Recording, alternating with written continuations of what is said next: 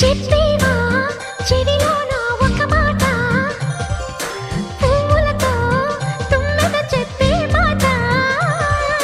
నీ చిరునవ్వు సాక్షిగా తాజ్ మహల్ నాదట, నీ పెదవంచు సాక్షిగా షాజహాను నేనట. నీ తీయని ప్రేమకి నా పెదవే నజరానా, నీ బయటకి నేనిక బానిసనే నెరజానా.